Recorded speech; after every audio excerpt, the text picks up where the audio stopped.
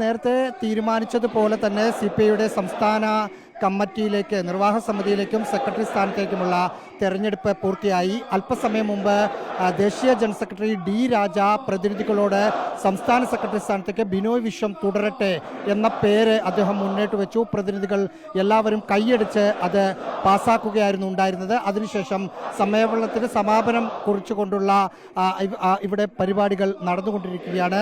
4 അപ്രതീക്ഷിത വെട്ടിനിരുത്തലുകൾ ഇവിടെ ഉണ്ടായി. തിരുവനന്തപുരത്തു നിന്നുള്ള 2 പേരെയും കോട്ടയത്ത് നിന്ന് AIFന്റെ മുൻ സംസ്ഥാന സെക്രട്ടറിയായ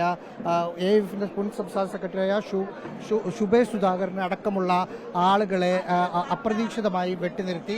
ചാത്തന്നൂർ MLA ജയലാല് ഇതിലേക്ക് വരും, സംസ്ഥാന കൗൺസിലേക്ക് വരും എന്ന് കരുതിയെങ്കിലും ജയലാല് കൗൺസിലേക്ക് വന്നില്ല. ഇപ്പോൾ നേതാക്കൾ ബിനോയ് വിശ്വത്തിന് അഭിവാദ്യമർപ്പിക്കുകയാണ്. D. രാജ അടക്കമുള്ള നേതാക്കൾ നിന്ന്, സംസ്ഥാന നേതാക്കളും ദേശീയ നേതാക്കളും അടക്കമുള്ളവർ നിന്ന് സദസ്സിനെ അഭിവാദ്യം ചെയ്യുന്നത് കാണാം. അതിൽ സന്തോഷ് കുമാർ അടക്കമുള്ള പ്രധാനപ്പെട്ട നേതാക്കൾ എല്ലാവരും തന്നെയുണ്ട്. ബിനോയ് വിശ്വം ഇതിനുശേഷം മാധ്യമങ്ങളോട് സംസാരിക്കാനുള്ള ഒരു സാധ്യതയുണ്ട്. K. രാജൻ അടക്കമുള്ള ആളുകളും ഇവിടെ നിന്ന് സദസ്സിനെ അഭിവാദ്യം ചെയ്യുകയാണ്.